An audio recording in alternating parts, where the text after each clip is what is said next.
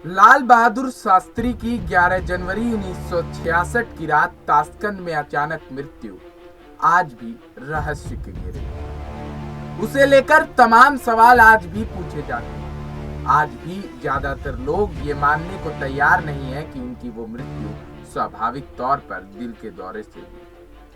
आखिर क्या हुआ था उस रात उनके साथ? आखिर 3-4 घंटे में उनके साथ के लोग उस दौरान घटी घटनाओं के बारे में क्या बता? दरअसल तत्कालीन प्रधानमंत्री लाल बहादुर शास्त्री ताशकंद समझौते के लिए सोवियत संघ के शहर ताशकंद पहुंच गए। वहां उन्होंने 10 जनवरी 1966 में पाकिस्तान के राष्ट्रपति अयूब खान के साथ ऐतिहासिक समझौते पर हस्ताक्षर किए। इस समझौते को लेकर उन पर काफी दबाव भी था। समझौते के बाद रात में तकरीबन 1:32 पर दिल का दौरा पड़ने से उनकी मृत्यु हो गई। देश के बहुत से अखबार इस घटना को नहीं छाप पाए, लेकिन टाइम्स ऑफ इंडिया ने रात के सिटी संस्करण को रोककर इस खबर को छापा। खबर को 8 कॉलम में इस हेडिंग के साथ बैनर बनाया, Shastri dies after a heart attack. हालांकि ये खबर ऐतिहासिक समझौते की बड़ी खबरों के बीच लंबी सिंगल कॉलम में आई, लेकिन टाइम्स ऑफ इंडिया ने इस पर जो रिपोर्ट छापी वो ज्यों की त्यों हिंदी अनुवाद के साथ हम आपको बताएं। देखिए, ताशकंद 11 जनवरी ताशकंद में आज रात 1:32 पर प्रधानमंत्री लाल बहादुर शास्त्री का हृदय गति रुकने से निधन हो गया।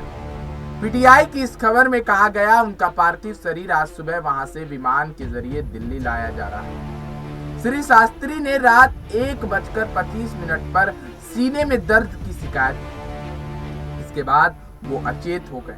7 मिनट के अंदर ही उनकी मृत्यु हो गई। ताशकंद समझौते पर हस्ताक्षर के बाद रात में सोवियत संघ के प्रमुख अलेक्सी कोसिगिन ने भोज दिया, जिसमें शास्त्री स्वस्थ और बेहतर लग रहे थे। उनके साथ दौरे पर गए मंत्री सरदार स्वर्ण सिंह ने बताया, जब शास्त्री ने हार्ट अटैक की शिकायत की तो कुछ ही मिनट में भारतीय डॉक्टर वहां पहुंच गया था। इसके बाद एक रूसी डॉक्टर भी वहां आ गया। उसके बाद दोनों ने मिलकर काफी समय तक उन्हें ठीक करने की कोशिश की, लेकिन हृदय ने जवाब देना बंद कर दिया। इस समय सोवियत संघ के प्रमुख कोशिगिन उसी जगह है जहां शास्त्री का देहांत हुआ। उनकी आंखों में आंसू है। निधन की आधिकारिक पुष्टि यहाँ के स्थानीय समय के अनुसार रात 3 बजे की गई, जबकि IST के अनुसार रात 2 बजे। शास्त्री का पार्थिव शरीर विमान से सुबह 9 बजे दिल्ली पहुंचेगा। रात्रि भोज के बाद उन्होंने आखिरी बार सार्वजनिक तौर पर इस समझौते पर प्रतिक्रिया देते हुए कहा था, पाकिस्तानी राष्ट्रपति अयूब खान के साथ उनका ये एक अच्छा समझौता हो गया। पाकिस्तानी राष्ट्रपति अयूब ने इसके जवाब में कहा, अल्लाह सब कुछ सही कर देगा। इसी खबर में नई दिल्ली से पीटीआई के हवाले से एक खबर जोड़ी गई। राष्ट्रपति ने केंद्रीय गृह मंत्री गुलजारी लाल नंदा को कार्यवाहक प्रधानमंत्री पद की शपथ दिला दी। उस यात्रा में जाने माने पत्रकार कुलदीप नैयर भी शास्त्री के साथ गए थे। उन्होंने अपनी आत्मकथा beyond the lines an autobiography में लिखा, उस रात न जाने क्यों मुझे शास्त्री की मौत का पूर्वाभास हो गया था। किसी ने मेरे दरवाजे पर दस्तक दी तो मैं शास्त्री की मौत का ही सपना देख रहा था। मैं हड़बड़ा कर उठा और दरवाजे की ओर भागा। बाहर कॉरिडोर में खड़ी एक महिला ने मुझे बताया, आपके प्रधानमंत्री मर रहे हैं। मैंने झट कपड़े पहने और भारतीय अधिकारी के साथ कार में शास्त्री जहां ठहरे थे उस पर चल पड़ा, जो कुछ ही दूर पर था, यानी कि ज्यादा दूर नहीं था, कुछ ही दूरी पर। किताब में आगे लिखा, मुझे बरामदे में कोशिगिन खड़े दिखाई दिए। उन्होंने अपने हाथ खड़े करके शास्त्री के नहीं रहने का संकेत दिया। शास्त्री विशाल पलंग पर निर्जीव थे। पास ही कालीन पर बड़ी तरतीब से उनके स्लीपर पड़े हुए थे।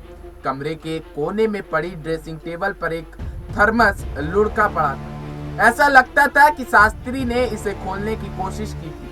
कमरे में कोई घंटी नहीं। इस चूक को लेकर जब संसद में सरकार पर हमला किया गया था तो सरकार साफ झूठ बोल गई।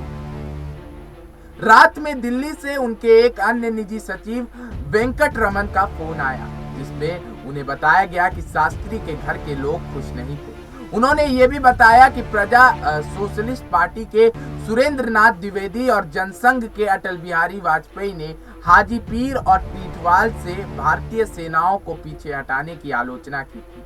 जब शास्त्री को ये बात रात में भोज से वापस लौटने के बाद बताई गई तो उन्होंने कहा कि विपक्ष तो समझौते की आलोचना करेगा, फिर भी शास्त्री सचमुच इन प्रतिक्रियाओं को लेकर काफी चिंतित थे। नैयर की किताब के अनुसार रात करीब 11 बजे उनके सचिव जगन्नाथ सहाय ने शास्त्री से पूछा कि क्या वो अपने घर पर बात करना चाहेंगे, क्योंकि पिछले 2 दिनों से उनकी अपने परिवार से बात नहीं हो पाई। शास्त्री ने पहले तो ना कहा, फिर इरादा बदल कर नंबर मिलाने के लिए कहा। यह भी हॉटलाइन थी, इसलिए नंबर तुरंत मिल गया। सबसे पहले शास्त्री की दामाद बीएन सिंह से बात हुई। उन्होंने कुछ खास नहीं कहा। इसके बाद शास्त्री की सबसे बड़ी और चहेती बेटी कुसुम फोन पर आई। शास्त्री ने उनसे पूछा, तुमको कैसा लगा? कुसुम ने जवाब दिया, बाबूजी हमें अच्छा नहीं लगा। शास्त्री ने अम्मा के बारे में पूछा, यानी शास्त्री जी की पत्नी ललिता जी के बारे में।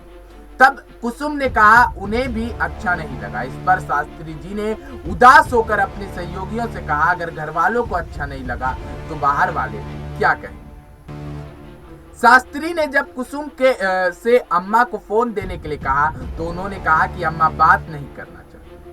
शास्त्री जी के बार बार कहने के बाद भी ललिता जी फोन पर नहीं आई। इसके बाद शास्त्री जी बहुत ज्यादा विचलित हो गए। इसके बाद रात में सोने के पहले उनके सहायक रामनाथ ने उन्हें दूध दिया, जो हमेशा सोने से पहले लेते थे। इसके बाद शास्त्री जी चहलकदमी करने लगे। इसके बाद उन्होंने पानी मांगा।